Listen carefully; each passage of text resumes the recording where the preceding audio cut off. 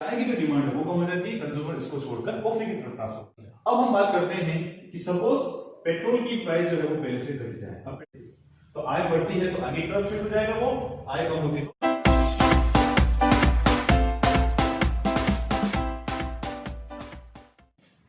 Hello, आपके अपने cell electronics गुरुजी में एक बार फिर से स्वागत है। मांग की अवधारणा जो हम चैप्टर स्टडी कर रहे हैं, इसी सीक्वेंस में आज हम कुछ जो हॉट स्टाइल के जो टॉपिक्स है उसके बारे में डिस्कस करेंगे, क्योंकि हम चैप्टर के बारे में पूरा पढ़ चुके हैं और इससे रिलेटेड अगर कुछ नॉलेज बेस्ड क्वेश्चन अगर आपको एग्जाम पूछे जाते हैं तो आप उसमें अच्छे से रिप्रेजेंट कर सकें, अच्छे से मार्क्स ला पाए। इसी संदर्भ में आज हम इस वीडियो में हैं और समझ रहे हैं कुछ अलग नए प्रकार के टॉपिक के बारे में, जिसमें आप देख रहे हैं मांग तथा संबंधित वस्तु की कीमतों में संबंध। ठीक है, अब संबंधित वस्तु की कीमत और एक वस्तु की मांग में क्या संबंध है वो हमें यहाँ पर समझना है। संबंधित वस्तुएं कौन सी होती हैं? स्थानापन्न वस्तुएं हैं, पूरक वस्तुएं, देखा आप यहाँ पूरक वस्तुएं हैं और यहाँ पर प्रतिस्थापन वस्तुएं, पूरक वस्तुएं। कुछ वस्तुएं पूरक वस्तु होती है जो हम पहले स्टडी कर चुके हैं, उसके बारे में। स्थानापन्न वस्तुएं क्या होती है ये भी हम स्टडी कर चुके हैं डिटेल में, और अभी तक आपने उन वीडियोस को नहीं देखा है तो उन सभी वीडियोस के लिंक इस वीडियो के डिस्क्रिप्शन में मेंशन कर रहा हूं, ताकि आप उनको अच्छे से देख पाए, उनके नॉलेज जो है बेसिक्स अच्छे से समझ पाए, तो आप इसमें अच्छे से रिप्रेजेंट कर पाएंगे। क्लियर? तो बढ़ते हैं, टाइम वेस्ट नहीं करते हैं, शुरू करते हैं कि यहाँ पर पूरक वस्तु संदर्भ में हम देख रहे हैं हेडिंग क्या है कि एक वस्तु की कीमत और दूसरी वस्तु के मांग में क्या संबंध है। हम यहाँ पर दो वस्तुएं ले रहे हैं, एक तो x और दूसरी y। हम x की कीमत और y की मांग में क्या संबंध है वो हम देखेंगे। यदि वो स्थानापन्न वस्तु है तो क्या संबंध होगा, पूरक वस्तु है तो क्या संबंध होगा, हमें यहाँ पर वो जानना है। सबसे पहले हम बात करते हैं पूरक वस्तु के बारे में। पूरक वस्तु में हमने यहाँ पर एक तरफ तो लिया पेट्रोल की कीमत और दूसरी तरफ लिया है हमने कार की मांग को। ठीक है, पेट्रोल की कीमत क्या है, कार की मांग क्या आपके सामने है। तो सबसे पहले हम देख रहे हैं कि जब OP पेट्रोल की कीमत है तो उस स्थिति में एक उपभोक्ता है और कार की OQ के बराबर मांग करता है। अब यदि पेट्रोल की कीमत बढ़ जाए तो आप हम जानते हैं कि पेट्रोल और कार दोनों पूरक वस्तु हैं और पूरक वस्तु में विपरीत संबंध होता है। यहाँ पर आप देख रहे हैं पेट्रोल की कीमत बढ़ती है तो उस स्थिति में क्या हो रहा है, कार की मांग कम हो रही है और उपभोक्ता OQ से OQ1 मांग कर रहा है। ठीक है, जस्ट इसके इनवर्स, यदि पेट्रोल की कीमत कम होती है तो क्या होगा, कार की मांग बढ़ेगी और उस स्थिति हम देख रहे हैं यहाँ पर कार की मांग पहले से बढ़ जाएगी और उपभोक्ता बिंदु A से C की तरफ आ जाएगा। और अगर कीमत बढ़ती है पेट्रोल तो A से B की तरफ आ रहा है। तो क्या देख रहे हैं आप हम कि पूरक वस्तु के संदर्भ में एक वस्तु की कीमत और दूसरी वस्तु की मांग में कौन सा संबंध है, ऋणात्मक संबंध है। यदि पेट्रोल की कीमत बढ़ती है तो कार की मांग घटती है, और यदि पेट्रोल की कीमत प्राइस ऑफ पेट्रोल घटती है तो डिमांड फॉर कार वो बढ़ जाती है। दोनों में विपरीत संबंध हमें यहाँ पर देखने को मिल रहा है। क्लियर? तो यहाँ पर हमने देखा डायग्राम के थ्रू किस प्रकार से पूरक वस्तु के संदर्भ में हम यहाँ पर एक वस्तु की कीमत और दूसरी वस्तु की मांग को बता सकते हैं। अब हम बात करते हैं कॉफी की कीमत को, कि कॉफी की कीमत और चाय की मांग, यहाँ दोनों कौन सी वस्तु हो गई, स्थानापन्न वस्तुएं, प्रतिस्थापन वस्तुएं। कौन सी वस्तु कहलाती है, प्रतिस्थापन वस्तुएं। ये क्या है हम पहले पढ़ चुके हैं डिटेल में, इसके बारे में यहाँ पर डिस्कस नहीं करेंगे, हमें सिर्फ यहाँ पे दोनों के बारे में रिलेशनशिप को जानना है। सपोज कॉफी की कीमत OP है, उस कंडीशन में कंज्यूमर A पॉइंट पर है और चाय की मांग OQ कर रहा है। अब कॉफी की प्राइस इंक्रीज हो जाए तो क्या होगा, अब कंज्यूमर सोचते हैं कॉफी का यूज करना थोड़ा महंगा है तो चाय की तरफ ट्रांसफर हो जाते हैं। और आप देख रहे हैं यहाँ पर चाय की जो मांग है पहले से बढ़ गई। कंज्यूमर पहले OP डिमांड कर रहा था, अब वो OQ1 डिमांड करता है। फिर just inverse, when price decreases, जब प्राइस कम हो जाए उस कंडीशन क्या हो रहा है कि कॉफी की प्राइस अगर कम हो जाती है तो कंज्यूमर सोचते हैं कि यार चाय के उपभोग करना अच्छा है या नहीं है, तो वो सोचते हैं कि चाय को छोड़कर किसका यूज करते हैं, हम कॉफी का यूज कर लें। तो उस कंडीशन जब कॉफी की प्राइस कम होती है, चाय की मांग, चाय की जो डिमांड है वो कम हो जाती है, कंज्यूमर इसको छोड़कर कॉफी की तरफ ट्रांसफर हो जाते हैं, उस तरफ वो चले जाते हैं। ठीक है, तो यहाँ पर हम देखें अगर ये कंडीशन है तो A से B की तरफ जा रहा है, अगर कॉफी की प्राइस कम होती है तो नीचे की तरफ आता है। तो कुल मिलाकर प्रतिस्थापन वस्तु के संदर्भ में कैसा रिलेशनशिप है, यहाँ पर धनात्मक संबंध है। यहाँ पर अगर कॉफी की price of coffee increases then, तो जो चाय की जो मांग है वो बढ़ जाती है, और जब कॉफी की कीमत घटती है तो उस स्थिति में चाय की जो मांग है वो घट जाती है। दोनों में सीधा संबंध होता है, इसलिए वक्र यहाँ पर सीधा होता है। ठीक है, तो आप आपने यहाँ पर क्या देखा, एक वस्तु की कीमत का प्रभाव दूसरी वस्तु की मांग। जनरली क्या करते हैं, मांग वक्र बनाते हैं, उस मांग वक्र में x की कीमत तो x की ही मात्रा को हम देते हैं, ठीक है। परंतु जब हम वक्र में एक वस्तु की कीमत और दूसरी वस्तु की मांग को लेते हैं तो वो कहलाता है तिरछा कीमत प्रभाव। क्या कहेंगे उसे हम, क्रॉस प्राइस इफेक्ट, तिरछा कीमत प्रभाव, जिसमें एक वस्तु की कीमत और दूसरी वस्तु की मांग को देखा जाता है तो तिरछा कीमत प्रभाव कहलाता है, और इस प्रकार से उसको रिप्रेजेंट कर सकते हैं। ये तो हो गया बात संबंधित वस्तुओं के संदर्भ में। अब असंबंधित वस्तुएं जैसे कि शूज और बुक्स की प्राइस, या फिर मार्कर की प्राइस और मोबाइल की डिमांड, क्या दोनों अनरिलेटेड गुड है, असंबंधित वस्तुएं, तो इस प्रकार की वस्तुओं में कोई संबंध हमें देखने को नहीं मिलता है, ठीक है। तो अब हम यहां बात करते हैं कैसे संबंधित वस्तु की कीमत एक वस्तु की मांग को प्रभावित करती है। हम यहां पर अभी हमने क्या देखा था, एक वस्तु की कीमत दूसरी वस्तु की मांग को एक ही चित्र में लिया था।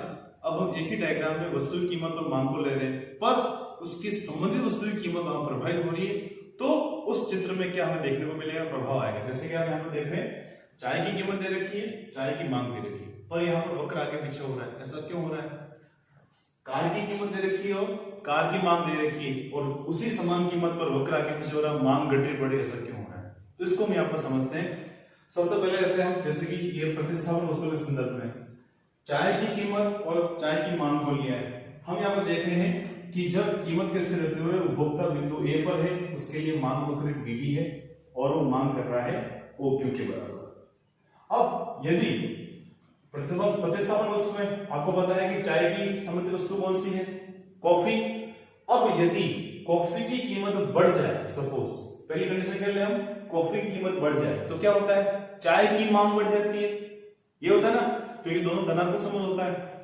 तो यहां पर हम ये माने कि suppose price of coffee increases, यानी कॉफी की कीमत यहां पर बढ़ जाए।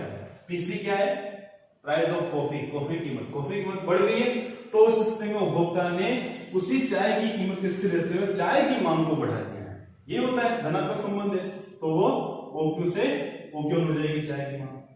जस्ट इसके विपरीत यदि बी बिंदु चला गया, यदि कॉफी की कीमत पहले से घट जाए तो क्या होगा, उपभोक्ता चाय को छोड़कर उसी कीमत पर चाय का उपभोग छोड़कर कॉफी की तरफ ट्रांसफर हो जाएंगे और चाय की मांग कम हो जाएगी। तो यहाँ पर कीमत के समान रहते हुए हम क्या देख रहे हैं कि ये स्थिति हमें यहाँ पर देखने को मिलेगी, उपभोक्ता बिंदु C पर आ जाएगा और मांग पहले से कम कर देगा। पहले OQ मांग कर रहा था, अब वो मांग करेगा सिर्फ OQ2। तो इस प्रकार से हम यहाँ देख सकते हैं कि प्रतिस्थापन वस्तु के संदर्भ में संबंधित वस्तु की कीमत, मतलब हमने चाय को लिया तो किस प्रकार से कॉफी की उसको प्रभावित करती है और चाय का मान होकर आगे पीछे चलता है, स्थिर कीमत स्थिर, चाय की कीमत स्थिर। अब हम बात करते हैं पूरे वस्तु के संदर्भ में। पूरे वस्तु हमने यहाँ पर कार की कीमत और कार की मांग को लिया है, तो इसकी पूरे वस्तु कौन सी है, पेट्रोल। तो अब हम यहाँ पे क्या करेंगे, पेट्रोल की कीमत को बढ़ाते हैं। सबसे पहले हम क्या करते हैं, पेट्रोल की कीमत बढ़ जाए, पहले उपभोक्ता निश्चित कीमत पर बिंदु ए पर है, उसके लिए मांग वक्र DD है, और यदि इस स्थिति में प्राइस ऑफ पेट्रोल की कीमत बढ़ जाएगी, क्या होगा, कार का उपभोग कम हो जाएगा, तो जाहिर है उपभोक्ता के लिए D2 मांग हो जाएगा। कब, जब पेट्रोल की प्राइस ऑफ पेट्रोल, TP का मतलब क्या है, प्राइस ऑफ पेट्रोल की प्राइस यहाँ पर अगर बढ़ जाए तो इस स्थिति में उपभोक्ता पहले वाले उसी समान कीमत पर पहले से अब कम मांग करेगा और उसका मांग वक्र पीछे की तरफ शिफ्ट हो जाएगा। ठीक है, कोई दिक्कत वाली बात नहीं। अब हम बात करते हैं कि सपोज पेट्रोल की प्राइस जो है वो पहले से घट जाए। अब पेट्रोल की प्राइस पहले से घट जाएगी, जाहिर है कार की डिमांड बढ़ जाएगी। आपको पता है कि पेट्रोल और कार की मांग में सीधा संबंध होता है। जब पेट्रोल की कीमत घटेगी, सीधा क्या है, विपरीत संबंध होता है। पेट्रोल और कार की मांग, पेट्रोल की प्राइस और कार की मांग में विपरीत संबंध होता है। तो यहाँ पर हम देखा है कि जब कीमत बढ़ती है तो कार की मांग बढ़ गई, कार की कीमत स्थिर रहते हुए, और जब पेट्रोल की कीमत घटती है तो कार की कीमत स्थिर रहते हुए कार की मांग बढ़ जाती है। उपभोक्ता बिंदु C पर आ गया, उसका नया मांग D1 हो गया है, और वह मांग पहले OQ से OQ1 कर देता है। जब पेट्रोल की कीमतें बढ़ती है तो मांग OQ से OQ2 कर देगा, पीछे की तरफ जाएगा। जब पेट्रोल की कीमतें घटती हैं तो मांग पहले से वो बढ़ा देगा। क्लियर, सिंपल सी बात है। तो यहाँ पर हमने क्या देखा कि संबंधित वस्तु की कीमतें, हमने यहाँ पर एक वस्तु की कीमत OC की मांग को लिया है और वहां के संबंधित वस्तु जैसे कि पूरक वस्तु और प्रतिस्थापन वस्तु, इनकी कीमतें यदि चेंज होती हैं, बदलती हैं, तो क्या इफेक्ट हमें यहाँ पर देखने को मिलता है वो हमने यहाँ पर जाना। ओके, अब हम आगे बढ़ते हैं, देखते हैं कि आय के संबंध में सामान्य वस्तु और घटिया वस्तु या फिर अनुकूल और प्रतिकूल परिवर्तन में क्या संबंध होता है। अनुकूल परिवर्तन हो स्वाद तथा पसंद में या फिर प्रतिकूल परिवर्तन हो तो उसका क्या प्रभाव हमें डायग्राम में देखने को मिलता है, किस प्रकार से मांग बढ़ती घटती उसको हम यहाँ पर समझेंगे। यहाँ पर आप देख रहे हैं 3 डायग्राम बने रखे हैं मैंने, तीनों सेम है पर ये तीनों अलग अलग कंडीशन को भी रिप्रेजेंट करेंगे। कैसे, अभी हम समझते हैं। हेडिंग आप देख रहे हैं तीनों के ऊपर, आय तथा सामान्य वस्तु के संबंध संबंध, आय तथा घटिया वस्तु के संबंध संबंध और उपभोक्ता के स्वाद तथा पसंद में अनुकूल तथा प्रतिकूल संबंध, इनको हम यहाँ पर समझना है। सबसे पहले हम लेते हैं आय तथा सामान्य वस्तु के संदर्भ में। हमें मानते हैं कि सपोज उपभोक्ता बिंदु ए पर है जहां पर उसका मांग वक्र डीडी है, ओपी कीमत पर ओक्यू मांग कर रहा है। अब यदि यहां पर हम क्या मान रहे हैं, ये जो वस्तु है वो वस्तु सामान्य है, सामान्य प्रकार की। अब यदि उपभोक्ता की आय बढ़ती है तो क्या होगा, उपभोक्ता उसी कीमत पर अधिक मांग करेगा। तो उस स्थिति में समान कीमत देते हुए उपभोक्ता मांग को बढ़ा देगा और ए से बी बिंदु की तरफ चला जाएगा। कब, जब उपभोक्ता की आय में वृद्धि हो जाए। जस्ट विपरीत, उपभोक्ता की आय में कमी हो जाए तो फिर क्या होगा, सिंपल है, उसी कीमत पर अब उपभोक्ता पहले से कम मांग करेगा, उसका मांग तो पीछे की तरफ ट्रांसफर हो जाएगा और वो ओपी की बजाय ओक्यू की मांग करेगा। पहले उसकी मांग बढ़ रही थी, कब, जब आय में वृद्धि हो रही थी। अब मांग में कमी हो जाएगी, कब, जब उपभोक्ता की आय में कमी होगी। ये कब होगा, ये स्थिति। तो आय बढ़ती है तो आगे की तरफ शिफ्ट हो जाएगा वो, आय कम होती तो पीछे की तरफ शिफ्ट हो जाएगा समान कीमत पर। अब हम बात करते हैं घटिया वस्तु के संदर्भ में। सपोज हमें मान लें कि वस्तु है, हमें मान लें कि ये घटिया वस्तु है, एक प्रकार की खादी के कपड़े हैं या फिर ज्वार बाजरा है। ज्वार बाजरा की कीमत ये है, मांग इतनी है, उपभोक्ता बिंदु ए पर है, ठीक है, क्यू पर मांग कर रहा है। अब यदि ज्वार बाजरा की कीमत पे रहते हुए मांग इतनी कर रहा है और उपभोक्ता की आय बढ़ जाए तो क्या ज्वार बाजरा की मांग वो उतनी करेगा, पहले से ज्यादा करेगा।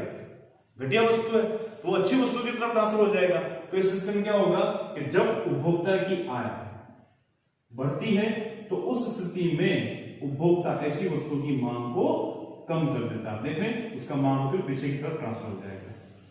जबकि यहां पर यदि आय घटती है तो उस स्थिति में, यदि आय घटती है तो उस स्थिति में हम देख रहे हैं कि उपभोक्ता आगे वाले मांगों की तरफ जाएगा, उसका मांग फिर आगे की तरफ शिफ्ट हो जाएगा। तो यहां पर कीमत के स्थिर रहते हुए यदि आय बढ़ती है तो मांग कम कर देगा घटिया वस्तुओं की, आय घटती है तो इस प्रकार की वस्तु की मांग बढ़ा देता है, क्योंकि सामान्य प्रकार की वस्तुएं, अच्छी गुणवत्ता वाली वस्तुएं अब उपभोग करना उसके लिए इतना संभव नहीं हो पाता है। क्लियर? तो यहाँ पर दोनों में क्या अंतर है, सामान्य वस्तु की स्थिति में सीधा संबंध होता है, आय बढ़ती है तो मांग बढ़ जाती है कीमत किस तरह रहते हुए, आय घटती है तो इस स्थिति में मांग कम रहता है कीमत किस तरह रहते हुए। जबकि घटिया वस्तु के संदर्भ में यदि आय घटती है तो उसी कीमत पर मांग बढ़ा देता है, आय बढ़ती है तो उसी कीमत पर मांग को कम कर देता है। दोनों स्थितियां आपके सामने, अच्छे से देख लीजिए, दोनों को कंपेयर कर लीजिए, वीडियो को पॉज करके दोनों को अच्छे से आपको कंपेयर करना है, ठीक है, तुलना करनी है। फिर हम बात करते हैं उपभोक्ता के स्वाद तथा पसंद में अनुकूल तथा प्रतिकूल परिवर्तन। कीमत के स्थिर रहते, हम ये मान रहे हैं कीमत ये है, उपभोक्ता बिंदु ए पर है, उसके लिए मांग वक्र डीडी है और ओक्यू के बराबर वो मांग कर रहा है। यदि अनुकूल परिवर्तन हो जाए स्वाद तथा पसंद में तो क्या होगा, उसी कीमत पर ज्यादा मांग करेगा तो उसका मांग वक्र आगे की तरफ शिफ्ट हो जाएगा, बिंदु ए से बी की तरफ चला जाएगा। ये कब होगा, जब अनुकूल परिवर्तन होगा, ठीक है। और प्रतिकूल परिवर्तन हुआ, कोई नाश्ता वाला है, टेस्ट बिगड़ गया है या किसी ब्रांड से रिलेटेड उपभोक्ता की पसंद हो नहीं रहा है तो क्या होगा, उसी कीमत पर उसकी मांग को कम करेंगे और इस स्थिति में उपभोक्ता उसी कीमत पर मांग को कम करेगा। ये कब हमें देखने को मिलेगा, जब उसके पसंद तथा स्वाद में प्रतिकूल परिवर्तन होगा। अनुकूल परिवर्तन होगा तो आगे की तरफ कीमत किस तरह आगे की तरफ बढ़ जाएगा और प्रतिकूल परिवर्तन हो रहा है तो क्या होगा, कीमत किस तरह से वो पीछे की तरफ हो जाएगा और वो मांग से ओक्यू करेगा। अनुकूल परिवर्तन था तो वो आगे की तरफ बढ़ जाएगा, ठीक है। तो इस प्रकार से हमने यहाँ पर देखा कि आय था सामान्य वस्तु के संदर्भ में क्या संबंध होता है, घटिया वस्तु के संदर्भ में क्या संबंध होता है, और उपभोक्ता के खरीद। हमने यहाँ पर वस्तु की कीमत और मात्रा को लिया है, परंतु यहाँ पर आय प्रभावित कर रही है, सामान्य वस्तु है, यहाँ पर घटिया वस्तु आय प्रभावित कर रही है, तो इसकी मांग चेंज हो गई। यहाँ पर स्वाद तथा पसंद परिवर्तित हो रहे हैं, वो इसको यहाँ पर मांग को प्रभावित कर रहे हैं। ठीक है, तो इस प्रकार से इन स्थितियों को हम यहाँ पर दर्शा सकते हैं। ये हॉट स्टैक के क्वेश्चन एग्जाम बहुत पूछे जाते हैं, आपको बिल्कुल भी कंफ्यूज नहीं होना है और अच्छे से एग्जाम में आपको रिप्रेजेंट करना है। ओके, इस वीडियो में इतना ही। नेक्स्ट वीडियो में हम कीमत प्रभाव, आय प्रभाव, स्थान प्रभाव क्या है उनको समझेंगे और फिर चैप्टर को फिनिश करेंगे, और उसके बाद जो नेक्स्ट चैप्टर है मांग की लोच, उसको स्टार्ट करेंगे। बहुत इंपॉर्टेंट चैप्टर है और डिस्क्रिप्शन में जरूर देखें, सभी वीडियोस और प्लेलिस्ट के लिंक आपको उसमें मिल जाएंगे। वीडियो कैसा लगा है, अच्छा लगा है लाइक जरूर करें, और जो भी डाउट है या वीडियो कैसा लगा है, क्या नहीं है, वो आप कमेंट बॉक्स में जरूर लिखें कि आपके क्या रिव्यूज हैं, किस प्रकार का आपको वीडियो लग रहा है, आप क्या चाहते हैं।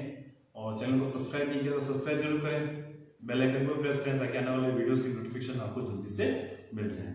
ठीक है, मिलते हैं नेक्स्ट वीडियो में, फिनिश करते हैं इस चैप्टर को। Thank you, thanks for watching. नमस्कार गुरुजी, बाय बाय।